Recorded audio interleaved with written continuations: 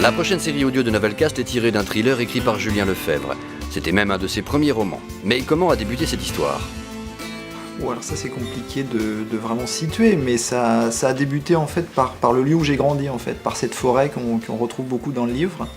Et c'est pour ça que je l'ai vraiment choisi comme premier roman. C'est la première chose que j'ai eu envie de y raconter, donc ça remonte à un certain temps maintenant. C'était mes premiers essais. Et quel a été l'accueil sur Internet ? Alors comme il était proposé à plusieurs, sous plusieurs formes, à mon avis on est autour de 20 à 25 000 lecteurs qui vraiment ont pris l'intégralité. Il y a de nombreux lecteurs de par le monde et de un peu partout. Enfin, c'était très intéressant aussi de voir des gens, je pense, d'Afrique, du Canada ou des francophones d'un peu partout qui vraiment se sont intéressés à ça, qui m'en ont beaucoup parlé aussi. Le roman était déjà un peu construit comme une série. Alors c'est un style d'écriture qui en même temps fait référence à ce que j'aime bien, c'est-à-dire même des auteurs français très anciens comme par exemple, comme Maurice Leblanc ou Gaston Leroux, et qui bien sûr est redevenu très présent par les séries, tant fait par les Américains que par les Britanniques, beaucoup d'autres, et c'est vraiment une forme qui me paraît la plus à même, vraiment de créer un monde et d'emporter les gens et de les garder dans un intérêt très fort au fil du temps. J'ai pensé scénario, bien sûr, et j'ai pensé image parce que, à la base, c'est vrai que j'ai une formation liée au cinéma, liée au scénario, et forcément, même si on sait que c'est une forme romancée, quand on a été un peu passionné par une forme créative et dramaturgique, on pense en permanence en termes de vision pour celui qui lit. Et forcément, on est en séquence, on est en séquence, on est en scène, et on crée un rythme qui correspond naturellement au feuilleton. Et d'ailleurs, c'est intéressant de voir que les créateurs des séries américaines à l'heure actuelle sont très bien informés et connaissent très bien les grands feuilletonistes français, ils s'y intéressent beaucoup. Et c'est un peu surprenant de voir qu'en France, où pourtant on a vraiment une matière très large, on ne semble pas être très très intéressé à cette forme-là, même si on y revient bien sûr. Et pourquoi intégrez-vous autant de détails de la vie réelle ? C'est pour qu'on puisse rentrer plus facilement dans l'histoire, et c'est surtout pour qu'on puisse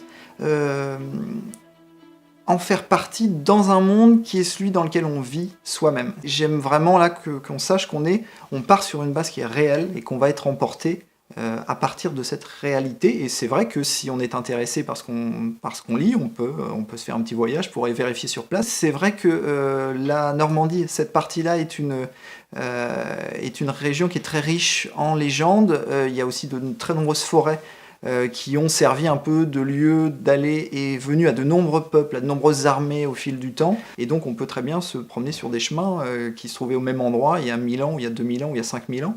Et de là à franchir le pas, de remarquer sur ce chemin une chose qui n'a pas été vue depuis longtemps et qui fait ressurgir un passé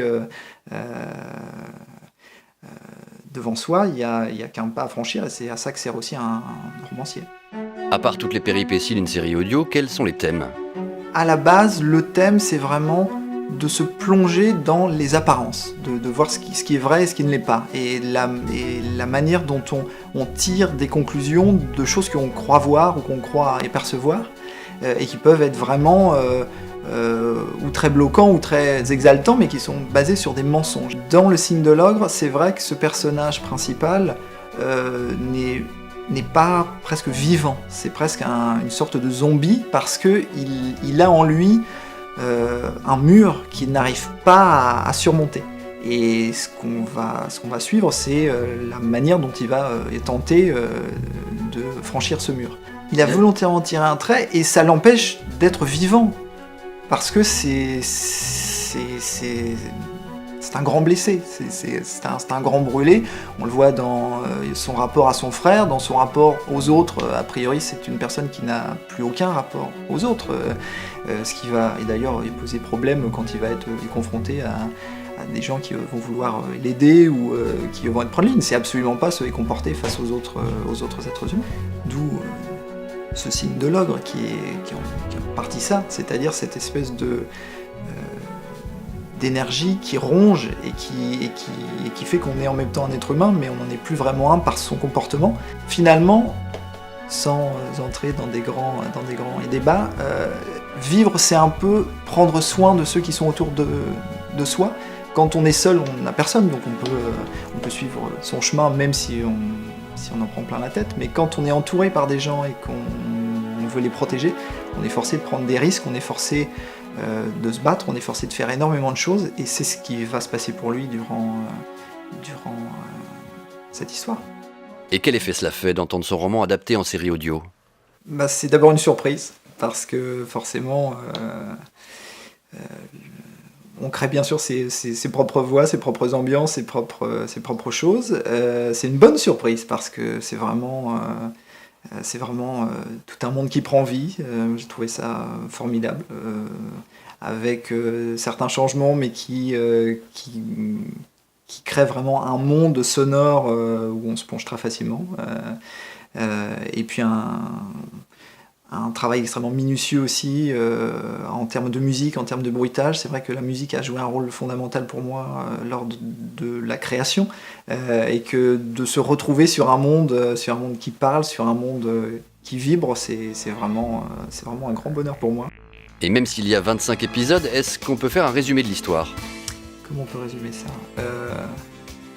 Alors le résumé, c'est très dur de faire un résumé.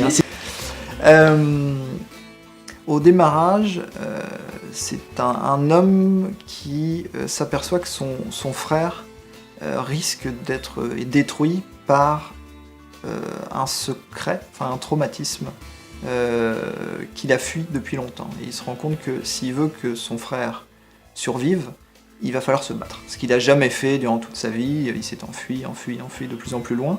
Et il ne doit pas se battre n'importe où, il doit se battre sur les lieux mêmes où il a passé son enfance, où il a vécu ces événements dramatiques. Et il doit faire face à toutes sortes de gens, et aussi de ce qu'on pourrait dire des fantômes et des ogres et des dragons, ce qui vraiment était très présent dans son imaginaire d'enfant et qui se sont matérialisés dans sa vie d'adulte.